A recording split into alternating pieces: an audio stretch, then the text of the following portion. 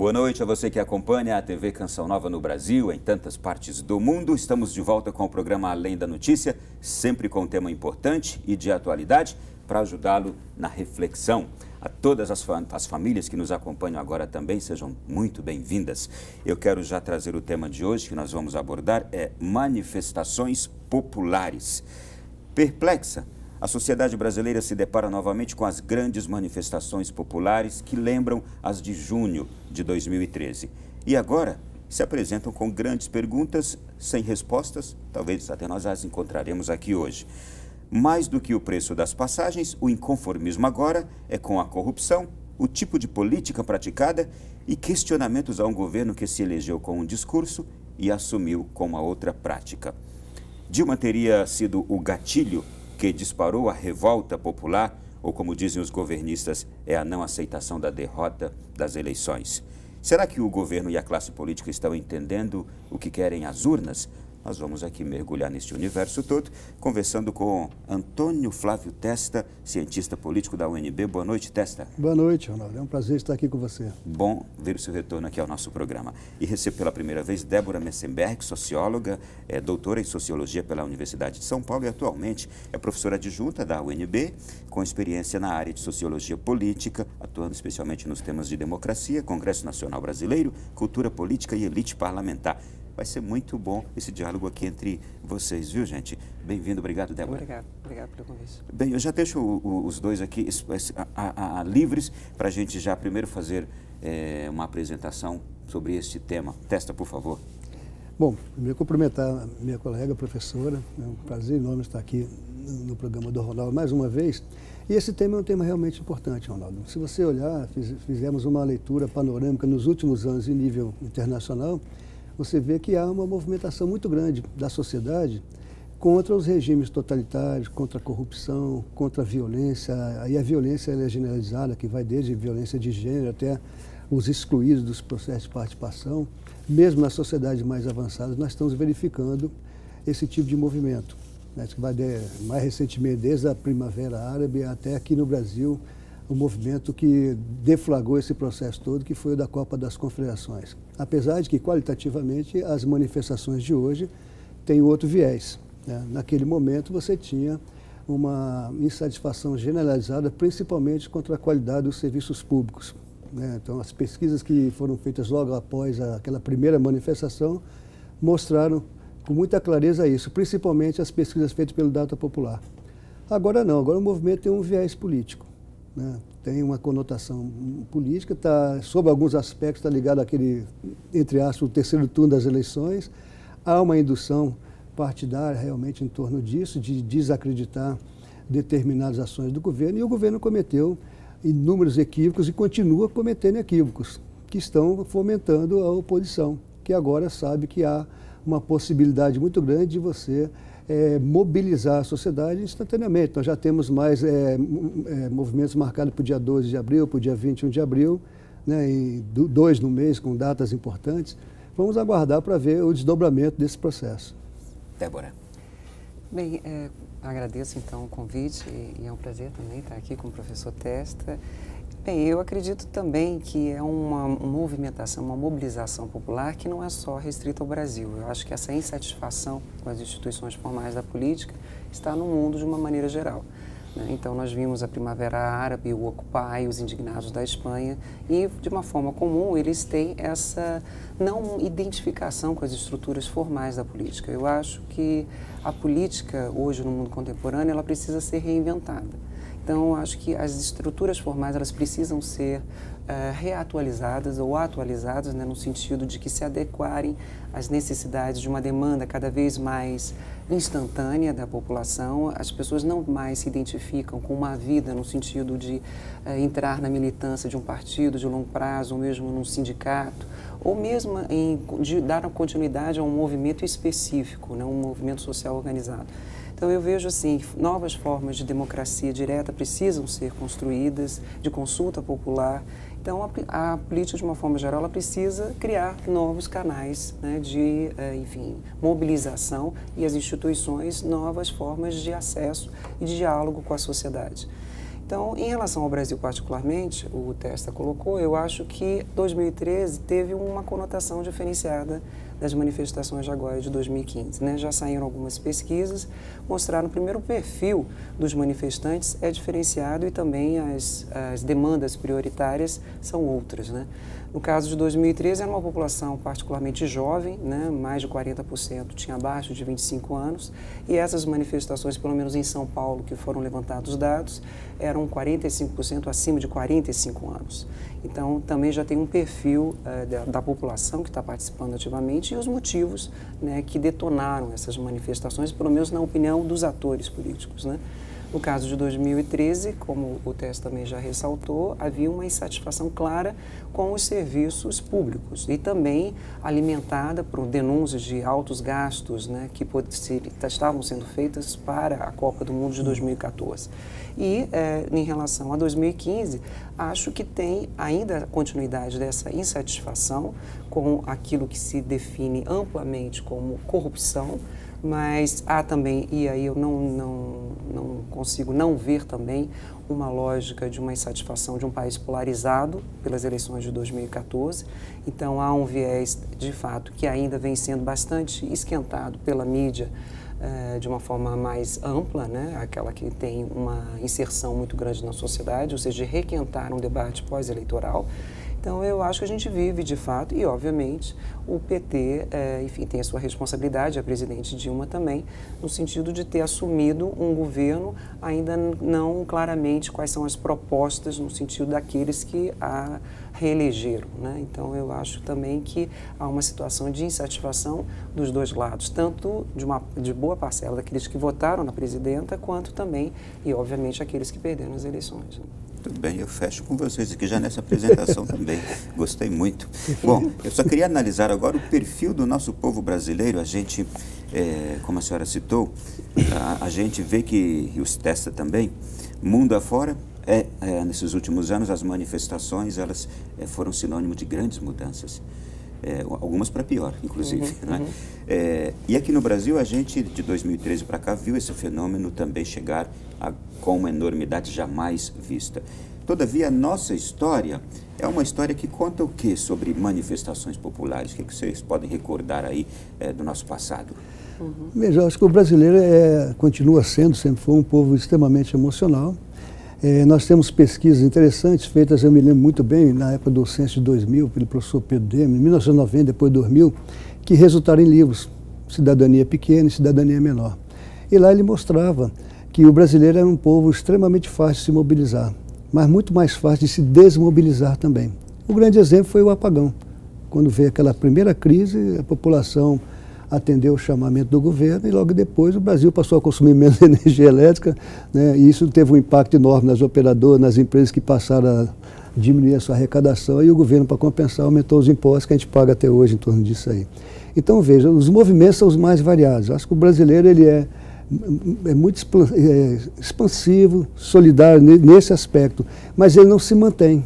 O que me chama a atenção atualmente é que você vê o Brasil desde 2013 até agora num estado de alerta, né? As motivações podem ser diferenciadas, mas há uma indução à população de estar o tempo todo reivindicando. Eu acho que aí a internet tem um aspecto muito significativo, principalmente essas redes sociais, e a descoberta por certos segmentos, tanto da sociedade quanto dos movimentos sociais e também dos partidos, de tentar criar, né, vamos dizer assim, um discurso que leva as pessoas a se envolverem com isso. Então, se você olhar a tentativa de construir ou desconstruir um discurso a partir da imagem de determinadas lideranças, começa a ressoar de uma forma muito forte. Mas as movimentações vêm agora tendo que ser mantidas. Você vê que há permanentemente a tentativa de manter, olha, não saia mais, vamos continuar fazendo essas reivindicações, vamos mudar isso, mudar aquilo. E esse efeito eu acho que é muito grande. Eu me lembro ontem ainda eu assisti um discurso de um senador que eu admiro muito, que é o senador Walter Pinheiro, que tem uma visão bastante clara desse mundo tecnológico que nós vivemos. Então ele diz o seguinte, olha, você trabalha hoje em torno da cidade digital, mas nós não temos condições de criar uma cidade digital com excluídos. Você tem que ter o cidadão incluído, o cidadão digital. E cito o exemplo de Barcelona, que é a cidade mais cabeada do planeta e, no entanto, o acesso não é franqueado a todos por conta do custo do acesso a esse mundo virtual, ao serviço, essa coisa toda aí. Então eu acredito que nós estamos caminhando, mas aí a professora colocou com muita clareza isso, as instituições têm uma dificuldade muito grande de serem a vanguarda desse processo. A sociedade é que está à frente desse processo. E o sistema político fica muito reativo em torno disso. O executivo tem dificuldades imensas de fazer as mudanças, de implementar as decisões. A política é cada vez mais difícil. Eu ontem fiquei assistindo até quase meia-noite o debate sobre os temas da segurança pública de um lado, da reforma política no Senado, e por conta de detalhes, de palavras, as pessoas não chegam a um consenso, construir um consenso que depois ainda vai para outra casa legislativa, que ainda vai ser promulgada pelo Congresso, depois vai para presidente promulgar, depois vem a regulamentação, leva décadas isso e a sociedade fica o tempo todo exigindo mudanças rápidas. Então eu acho que esses movimentos que a gente tem visto hoje no Brasil, eles cresceram em dinâmica nesse sentido, mas ainda estão muito difusos. Não estou vendo no Brasil um movimento generalizado em torno da construção de uma nação. Ao contrário. Você tocou também na questão aí, efeitos das manifestações. Eu vou deixar a senhora livre se quiser comentar a primeira pergunta, mas efeitos que essas manifestações já provocaram, desde aquelas lá de 2013. Eu citaria aqui brevemente, sempre que termina a manifestação, logo no segundo, no terceiro dia, surgem ali algumas propostas, algumas medidas, pedidos, projetos de lei, alguma coisa, como aconteceu agora, o MPF, a presidente Dilma com uma lei anticorrupção, e etc. O que a senhora diz sobre isso tudo?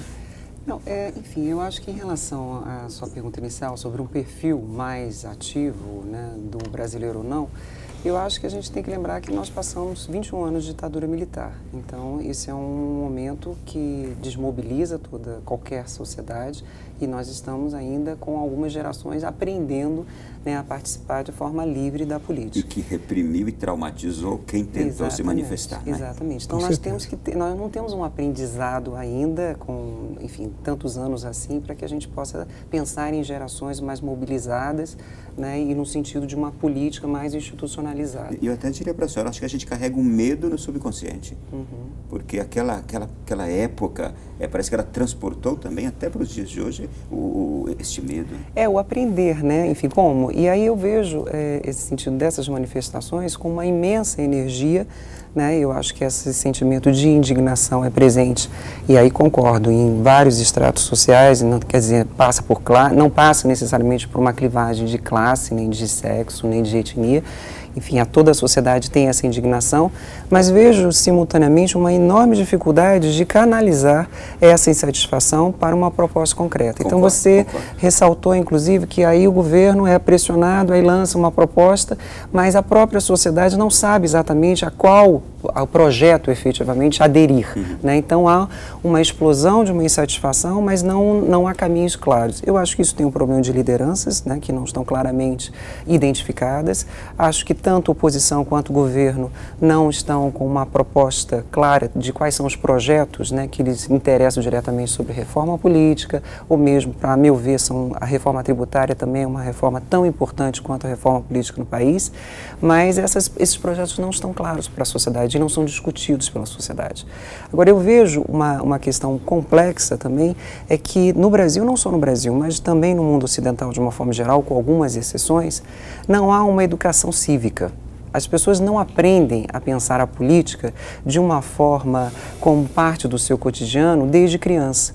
Então, saem vamos nos mobilizar, vamos para a rua. Mas o que essas pessoas estão buscando? Eu acho que a educação cívica ela tem esse recorte das pessoas terem um projeto de sociedade desde a infância, ou seja, uma visão de bem público, uma visão de uma sociedade, que tipo de sociedade nós esperamos ou nós acreditamos, né? E eu não vejo isso, não é só no Brasil. Nós temos hoje uma educação que forma sujeitos isolados, né, visando as suas profissões num meio absolutamente competitivo e consumista, que não leva à produção de cidadãos que estão preocupados com o bem público. Então, ou seja, todo mundo competindo, aí há um mal-estar, porque há uma insatisfação, mas não sabe exatamente como lidar em termos coletivos. E a senhora me fez lembrar o Fukuyama, aquele filósofo americano, nipo-americano lá, que foi um dos grandes condutores do governo Reagan. Ele dizia justamente, a gente está no fim de uma história com o fim das ideologias. E aqui, quando falamos ideologias, das boas ideologias. Não é? Então, é como se estivéssemos, de fato, diante de um cenário em que as pessoas não sabem em que acreditar ou para onde seguir e vão para o que é mais elementar e mais primário ali, não é? Vamos lá. Seguindo aqui, eu queria voltar só à questão do efeito das manifestações, que uma coisa me chamou a atenção. No dia seguinte dessa última manifestação, agora já veio a proposta da lei anticorrupção, novamente fazer uma lei anticorrupção. Mas 2 dias depois, o Congresso Nacional tomou uma atitude que eu falei, acho que eles não entenderam nada. Eles triplicaram o orçamento da verba orçamentária dos partidos. Partidário. Então, quando se espera o efeito de uma forma, ele vem de outro, não é mais combustível ainda para as manifestações pegarem fogo? Aí veja, Ronaldo, esse é um tema interessante, porque o relator é um senador ilustre, que ou ele é líder ou é relator do orçamento a vida toda, né? Perpétuo, parece-me, que é o senador Romero Jucá. E tudo indica, pelas informações que vazaram, que foi um acordo feito pelo presidente do PT com o relator, que é um senador do PMDB, essa aliança que estaria aí, sai de quase 300 milhões para quase 900 milhões de reais o fundo partidário. O argumento é, olha só, também nós não sabemos a veracidade, né, que a Operação Lava Jato está impedindo, né, que as empresas financiem os partidos. Os 2 partidos que mais são financiados são exatamente o PT e o PMDB. E já antevendo essa crise aí, porque tem eleições no ano que vem e tal, para a prefeitura e tudo mais, já estão pensando em aumentar o orçamento.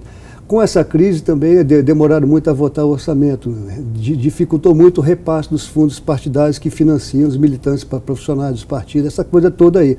Essa crise também chegou nessa instituição que talvez seja mais privilegiada do sistema político brasileiro, que são os partidos que são financiados com orçamento público. É uma coisa assustadora um partido ser alimentado com dinheiro público, né? E criou-se, claro, um oportunismo. Você vê vários políticos de oposição ou de situação, entre aspas, já criando os slogans. Nós somos contra o aumento do fundo partidário, nosso partido não participa disso, mas vive do fundo partidário. Então são as grandes contradições que nós verificamos em torno disso. E na discussão sobre a reforma política, em nenhum momento se discute o financiamento, né? Você pega o modelo do PMDB que já foi divulgado semana passada, um estudo interessante, mas tem um parágrafo sobre financiamento público. Você vê a lógica do PT. O PT quer criar uma lógica de financiamento público e lista fechada, ou seja, uma nova monarquia, né? O PP não aceita isso, o PSDB não aceita isso, a maioria dos partidos. Outros querem financiamento público e privado, uma coisa mista. Ou seja, significa que nós, pelo menos na minha avaliação, não teremos uma decisão consensual em torno disso. No Senado estão dizendo que irão fazer algumas sessões específicas para discutir o financiamento de campanha. Mas já há um consenso, pelo menos dentro do Senado, de que não deverá ser somente público. Ainda bem, porque se o voto custa hoje R$7, passando a ser financiamento público, ele passa a ser R$70. Basta você olhar o que fizeram com o fundo partidário. As campanhas já são financiadas publicamente. É só você obrigar os partidos a usar os sistemas públicos de comunicação, rádio e televisão. Não precisa ter esse mercado político tão consumista. As últimas eleições consumiram 5 bilhões de reais. Para onde foi esse dinheiro? Quando você pega as prestações de conta, você vê a produção das campanhas, você vê pagamento de militância, a logística, a alimentação, o custo no país de 5.564 municípios. É um continente.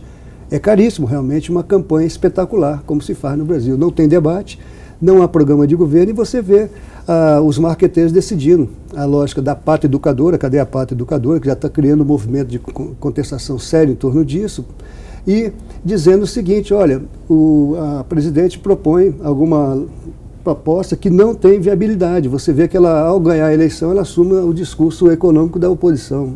E daí está essa grande crise. E se a situação é esta, a gente sabe que as transformações passam, em grande parte, passam por uma boa reforma política. Isso. Se a situação é essa, a gente está, de fato, num quadro bem difícil. Não? Deveria sim passar. Eu acho que depois a reforma tributária que a professora coloca. A gente volta a falar daqui a pouquinho. Que é fundamental. Sobre isso no próximo bloco. O primeiro já se foi. Você está vendo que o nosso tema hoje aqui, ele versa sobre vários universos que as manifestações trazem. Então, daqui a pouquinho a gente retorna no segundo bloco, aprofundando mais ainda a questão. Até já.